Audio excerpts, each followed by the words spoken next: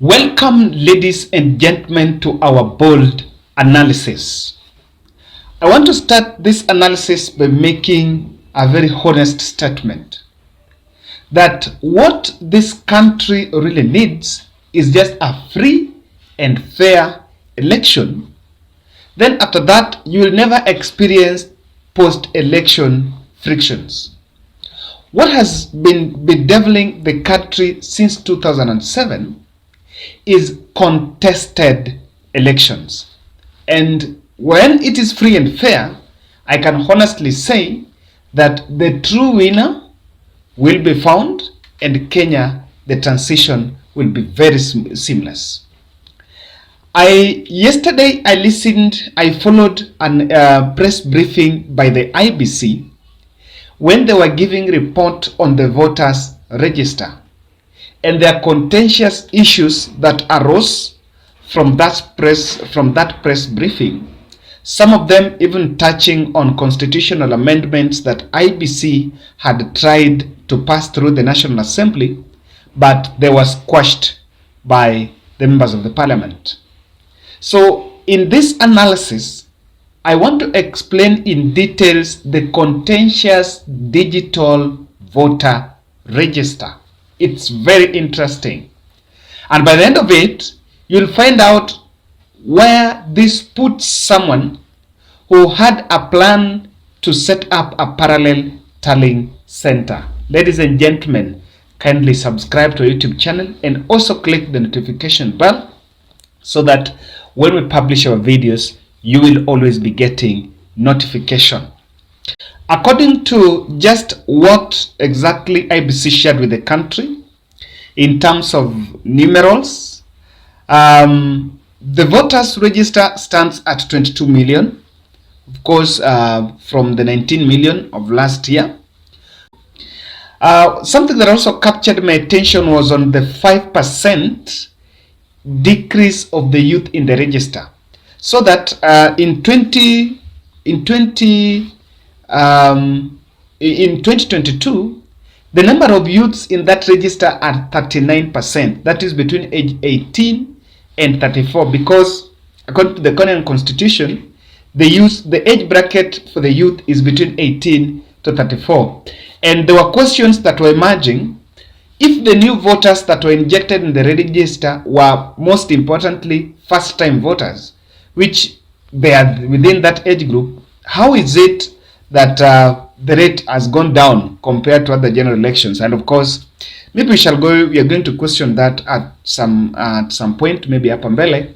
However, they pointed out that the counties that were affected by irregular manipulation of the register were Nairobi, Wajir, Garissa, Mandera, Nyeri, Uasin Gishu, Kiambu, Nandi, Laikipia, Kakamega, Murang'a, and I think also Nyandarua. So that was bringing to a total of 12 counties. And I agree with Deputy President, but that part of that manipulation, most of those affected counties are counties that he perceives as his traditional strongholds. So that is also here. So what I want us to do, I want Kenyans to understand what the commission means by digital voter identification process. And it's not just voter, but it is exclusive. This means that the physical register is not going to be at the polling station now. IEBC CEO McJan was making a statement on this. According to the curricular report, the law required complementary voter identification. So I'll explain hapa mbele what exactly happened, where we goofed. When you walk to a polling station, I want you to listen to IEBC chairman explaining how exactly a digital voter register will work. As you are coming to vote, using of the physical register actually involved deleting the name of those people who have voted. And the register, physical register, had all information regarding the voters in that particular polling station. And therefore, that practice of deleting to confirm who has actually voted, which is also being carried out by the KIMS kit. It was also being done physically by using the register of voter. So in strongholds, it is possible that the ones that are remaining, after a certain period of time, they start now entering the ID into the KIMS system, and they give this and give their would-be voters ballot papers for them to go and actually cast. And this malpractice is what the commission is trying to curb, whereby, let's say, when it reaches 4 in the evening, and then you look at who has voted, who has not voted, you can see the ID numbers of those who have not voted, and then you start now entering the same into the KIMS kit, and therefore will be allowing illegitimate people to vote. So that is when you walk in, where they were talking about that voter register. Ukiingia, first your name is supposed to be struck off after you voted. So there is also something that they mentioned on the issue of double voting or absentee voters casting their vote. Interestingly, according to the commission, what used to happen in previous elections is when the clerk is seated there, they can collude maybe with the presiding officer. It reaches some point in the evening, they're seeing the turnout is low. Then because they have the fiscal register, they're realizing person X, Onyango, has not voted, Wanjiru has not voted, Kipkoech has not voted. So what you do, you just cross those and you make sure that those absentee voters are voted. So with that, you will experience a high voter turnout. I kept on wondering when I listened to that part, who has been benefiting from that? And the answer is the question is rhetorical. But I want to get explainer on how IEBC is saying that this is going to prevent such unscrupulous activities during the election day. So this is very important because it will help us then to make a judgment.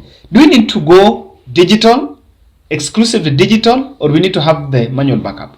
That way the presiding officer will not have visibility of who has not voted, because the KIMS kit will only show the numbers of who has voted, the count of the people who have voted, but they will not have visibility of who has voted, who has not voted, and what is the ID number, so that they can play games. So this is meant for good intention, not for any bad intention. It is basically to prevent malpractice that actually has been observed before. And so I've explained that there's going to be, and then also this KIMS kit is going to be connected to the network through the GSM, because at the end of the period, it is going to be used for the purpose of transmitting the results to the constituency as well as the National Talent Center. So this KIMS kit, as it is being used, it is going to be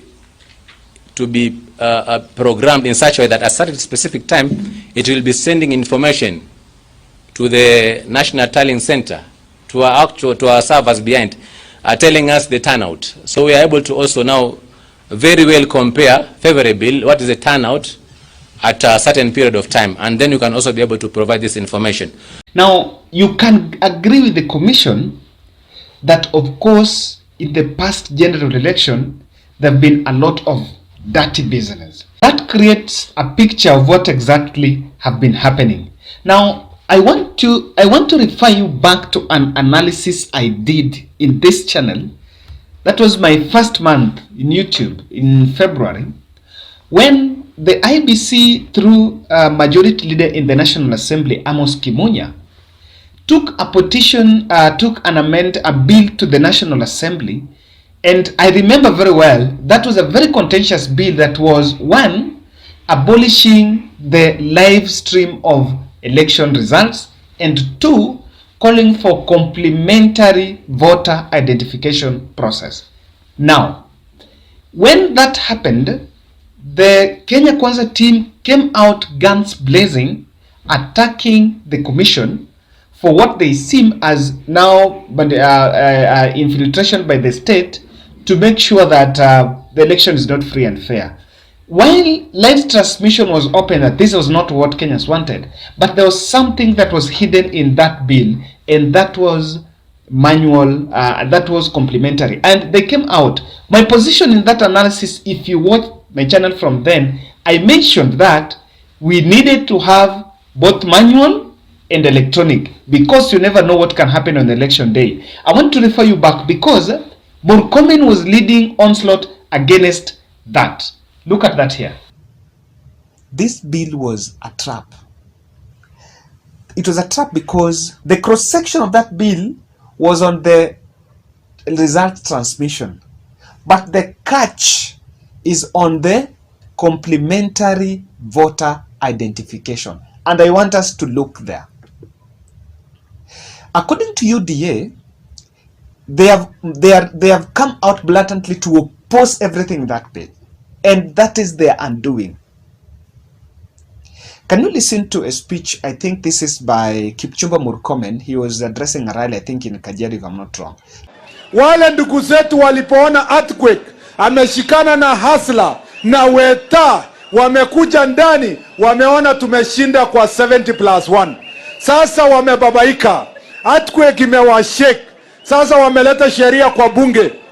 Ati tubadilishe sheria ndio tuhakikishe tumeondoa ile inaitwa biometric system. Ndio watoe wale watu washakufa kwa register, wahakikishe wamepiga kura. Between going fully electronic and having the manual one could easily be abused by people who will simply strike off the name of people who have not come to the polling station, absentee voters, then they have voted for them, and at some point you see a maximum voter turnout in some areas after the election. Very interesting developments. So from where I'm seated, what do you think are what exactly going to play out? The observations that you can make from this. Anyone who had a plan to come up with a parallel tallying center, that tallying center operation is going to be paralyzed for better part of the day, and because IEBC is in full control of everything. If Deputy President team were keen enough, they would have allowed the complementary voter identification. Struck off the live stream, of course that one could not sail, but allow for complementary so that that will see the light of the day. Number two, there is issue of mobilization of dormant voters. What is normally used to gauge or rather to boost the turnout in different strongholds, apart from the double voting and voting for absentees, but then the commission was saying that at some point mtu anaweza struck hata mara mbili and the voting is done. So now there has been that mobilization scheme where you know that tumeenda pale kwa polling station, unaangalia kwa register because your agents are there, unaangalia kwa register, you see only 300 people has gone to vote and you know them by names because unaona nani. So now you want to know that ile move ya kujua that Mama Wanjiru has not gone to vote, so I should go and carry him na bodaboda nimlete kwa polling station, that is not going to be there because you won't know whether he has voted or no. You don't know. The information is at the back end. Interestingly, they are saying that the KIMS kit will be real time, will be showing them the turnout. So this is how this cures the malpractice. In a polling station, number of registered voters are 700. By 6, we have a turnout of 30%. Not by 6, let's say by 4. Then by the time of the closure of the polling station, we have 80% turnout. Is it realistic? It's not realistic. So IEBC will be in a position to trace kwamba where there are some other dubious businesses. I also have another question. What happens when the software buffers?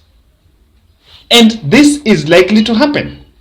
If you refer to that analysis that I just shared with you that I did in February, I mentioned that if someone wants to manipulate the election in favor of another candidate, then what you simply do is all those faulty KIMS kit you take to areas of where you want elections to be, things you don't want things to go right. The issue of going exclusively digital, we are here because the parliament or politicians goofed around the deal and it went their way. Lastly, voters register is still prone to manipulation because that register is digital. What happens, and I am not devil's advocate here, what happens is few days to general election, transfer of voter register, or rather manipulation of that voters register, is by button. It's the click of the button. And now it's exclusively digital. On the voting day, you see a catastrophe where the voters that come, people turn out to vote and their issues are not, or their data is not there. I want to ask her the answer question over watu wanafanya mjengo, they work in the villages, so watafika kama mkono imechapa chapa. There are two ways. If you either go by this or numerals. So numerals, if you jaza your ID number there, it should come. So ladies and gentlemen, if in my overall analysis, what I see, the commission is simply trying to seal the loopholes of the previous general election. And in the back end, I think politicians are so skeptical on how and why the data management will be exclusively in the back end. No one will know what exactly is happening. So lastly, what political parties must do is invest in the polling station. Because whatever is going to be announced there, IEBC in the back end will know 500 people have voted. But that voting still will not show that person X voted for Raila, person X voted for Uhuru, or for Ruto, or Wajakoya. So whatever is going to be announced at the polling station, that, to my advice, is where politicians should focus their lenses. That's my bold analysis.